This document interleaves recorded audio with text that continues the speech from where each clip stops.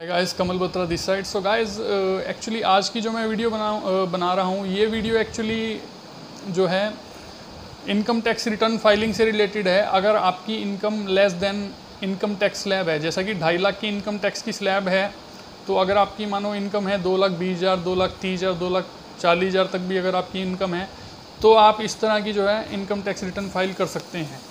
तो गाइज मैंने अगर आप अपनी इनकम को बढ़ाना चाहते हैं, उससे रिलेटेड कुछ वीडियो देखना चाहते हैं, तो आप मेरी बाकी की वीडियोज़ आप एक बार चेक कीजिएगा चैनल पे।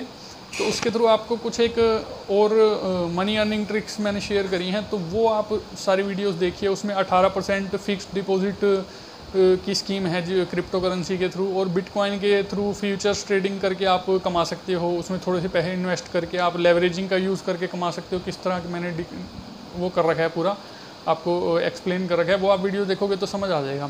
तो चलिए, ये वीडियो है इनकम टैक्स रिटर्न फाइलिंग आपको कैसे करनी है अगर आपकी इनकम 2.5 लाख की स्लैब से नीचे है और आपका कोई भी टैक्स नहीं बनेगा और आपको नील टैक्स की रिटर्न जो है फाइल करनी है।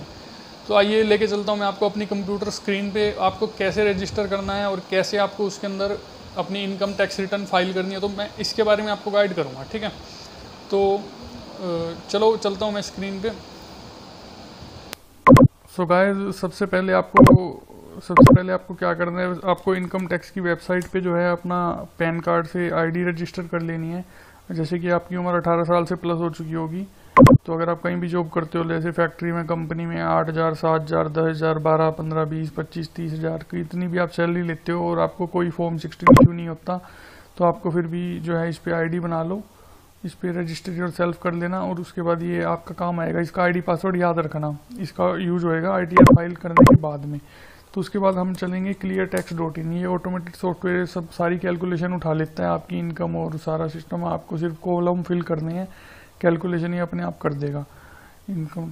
तो उसके बाद हमें क्या करना है, माई अकाउंट पे, माई टैक्स रिटर्न पे गए तो फाइल न्यू टैक्स रिटर्न पे क्लिक करना, इंडिविजुअल सिलेक्ट करना। उसके बाद ये पैन कार्ड वगैरह मांगेगा, हालांकि मेरा हो रखा है ऑलरेडी रजिस्टर्ड।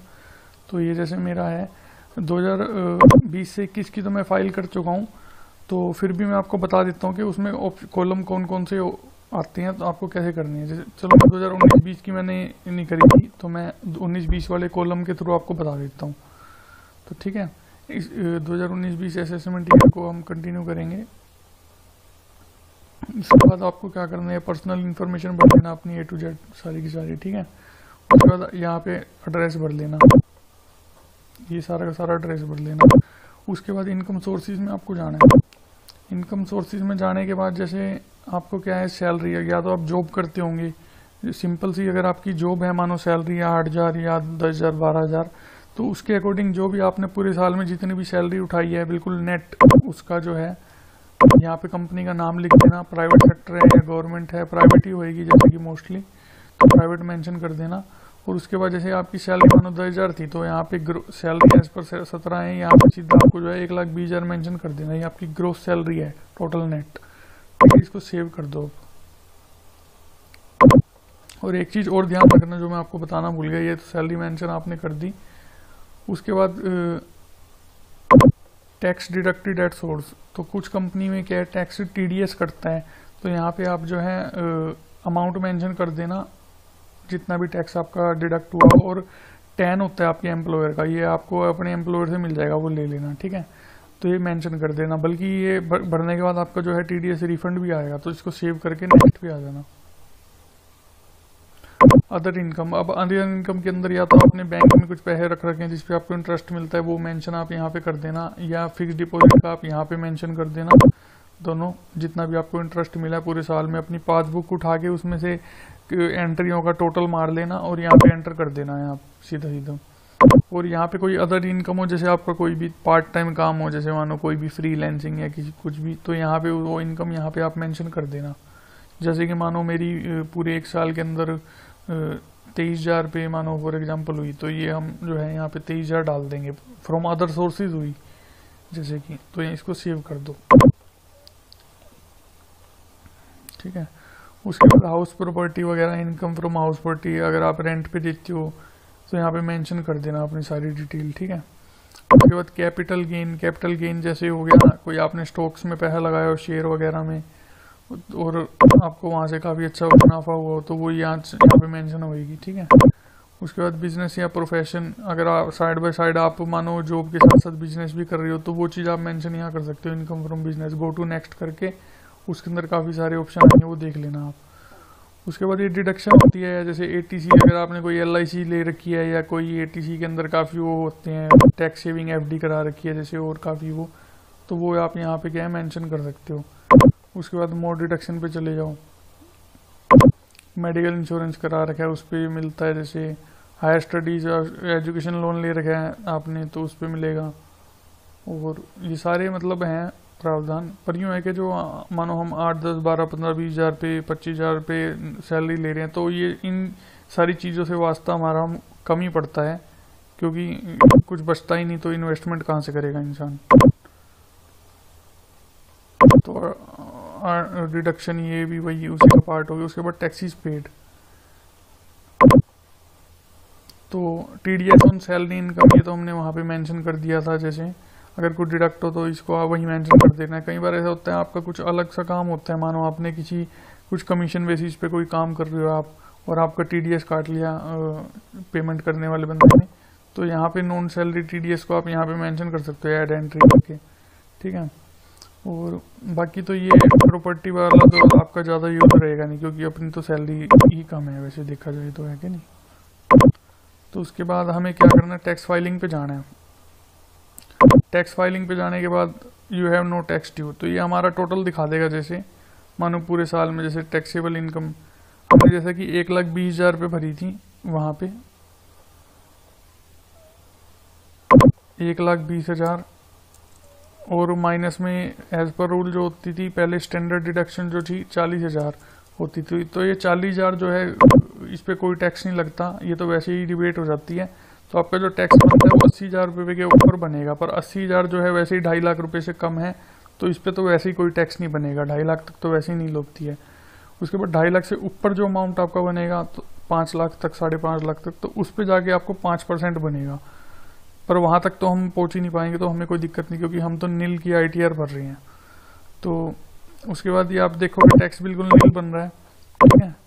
अगर यहाँ पे हम इनकम जैसे मानो है, अगर हम मानो इसके अंदर इनकम के अंदर इसको 2,20,000 तक भी अगर हम इसको फाइल कर रहे हैं, मानो आपकी इनकम होनी चाहिए, पर इतनी अगर कोई आपके पास कोई नोटिफिकेशन आए इनकम टैक्स डिपार्टमेंट में, तो आप उसको जस्टिफाई कर पाओ कि हाँ जी मेरी इतनी है पूरे साल में, टैक्स आपका इतने पे भी नहीं बन रहा, तो ITR आपकी इतने रुपये की फाइल हो जाएगी। क्योंकि ये 2 लाख रुपये है, क्योंकि 12-15 हज़ार रुपये बैठती है महीने की, जाके 15-16 हज़ार रुपये बैठती है, तो इतना तो इंसान नॉर्मली कमा लेते हो, और इस पर कोई टैक्स नहीं भरना होता। तो उसके बाद आपको करना है प्रोसीड टू ई-फाइलिंग कर दीजिएगा। ई-फाइलिंग करने के बाद मैं आपको दिखाता हूँ क्या करना है आपको। उसके बाद माई टैक्स रिटर्न्स पे गए, उसके बाद 2020 से 21 जैसे असेसमेंट ईयर हैं, तो ये मैंने फाइल कर रखी है ऑलरेडी, तो ये ITR फाइल होगी। और जैसे मानो आपकी ITR फाइल हो जाती है, ITR फाइल हो जाने के बाद जो है हमें फिर, मैंने आपको बताया था इस पे ID बनानी है। ID बनाने के बाद इस पे लॉगिन करेंगे हम, ये हमें इसको ना ई-वेरीफाई करना होता है। ई-वेरीफाई हमें करने के 2-3 प्रोसेस होते हैं, या तो हम इसको ई-वेरीफाई कर दें ऑनलाइन, हम इसको आधार कार्ड पे के से लिंक्ड वाले मोबाइल पे OTP आएगा, वो OTP डालेंगे तो ई-वेरीफाई हो जाएगी। या फिर दूसरा प्रोसेस होता है, जो हम ITR फाइल हुई है उसका प्रिंट आउट निकाल के इनकम टैक्स डिपार्टमेंट के पास भेज दें।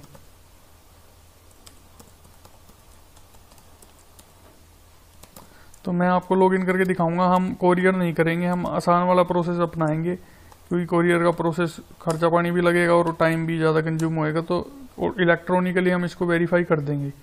तो जैसा कि अभी आप देख रहे हो हम लॉगिन कर रहे हैं इसके अंदर,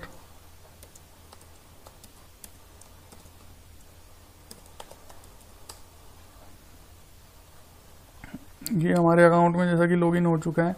लॉगिन होने के बाद माई इस पे गए और ई-वेरीफाई रिटर्न पे चले गए हम।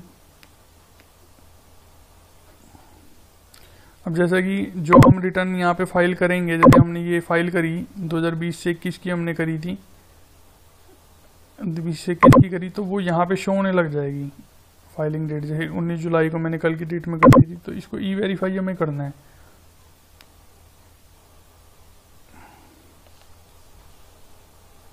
I already have an EVC. I do not have. I would like to use Aadhaar to verify my return. I would like to generate. इस पे हम क्लिक करेंगे और इसको जो है आई एग्री कर देंगे। और ये क्या है, जो आपके आधार नंबर से लिंक्ड वाला मोबाइल नंबर होएगा उस पर OTP जाएगा और आपको क्या करना है, वही OTP जो है यहाँ पे एंटर कर देना है। जैसे ही आप वो OTP, अभी एक्चुअली मेरा नंबर रजिस्टर्ड नहीं है, मेरे को थोड़ा सा नंबर में रेक्टिफिकेशन कराना है आधार वाले नंबर में, तो मैं जब कर पाऊंगा। अभी इसके लिए होता है वैसे 120 दिन का टाइम है, ऐसी कोई जल्दी नहीं है कि आपको अभी करना है। तो ये आप जैसे करके सबमिट करोगे तो आपकी ITR फाइनल हो जाएगी पूरे साल की। और आपको डाउनलोड करनी हो ITR, जैसे आपको लोन लेना है उसके लिए कई बार आपको देनी पड़ती है, तो आपको कहाँ से आएगी, व्यू ई फाइल रिटर्न्स। व्यू ई फाइल रिटर्न्स पे आप चले जाओगे, पैन कार्ड आ गया, इनकम टैक्स रिटर्न सबमिट। तो इसके बाद देखो हमारी जो है लगभग हर साल की हम फाइल कर रहे हैं, 4-5 साल से। बीच में 1 साल छूट गई थी, टाइम नहीं मिला था बीच में, पर वैसे अपनी जो है सारी की सारी रेडी है। ठीक है, तो ओरिजिनल है, पेंडिंग फॉर। तो ऐसी हमारी जो है एक्नॉलेजमेंट ऐसी होएगी। ITR हम आपको दिखा सकते हैं कैसी होती है ITR। तो ऐसे करके जो है ITR जो है निकल के आती है।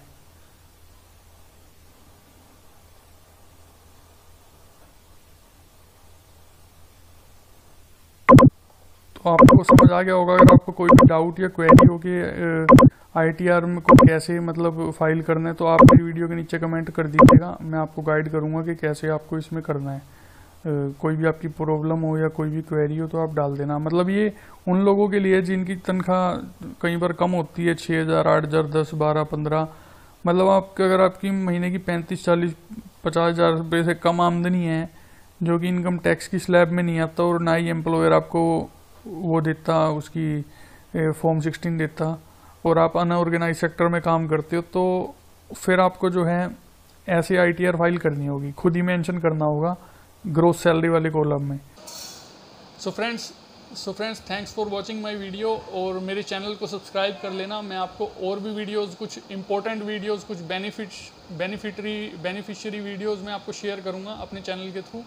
सो गाइस, चैनल को जरूर सब्सक्राइब करना। अगर आपका बेनिफिट होता है तो ज़रूर करना, और नहीं होता तो आप कमेंट मार देना चैनल के नीचे, मैं आपको ज़रूर रिप्लाई करूँगा। ठीक है, थैंक यू फ्रेंड्स।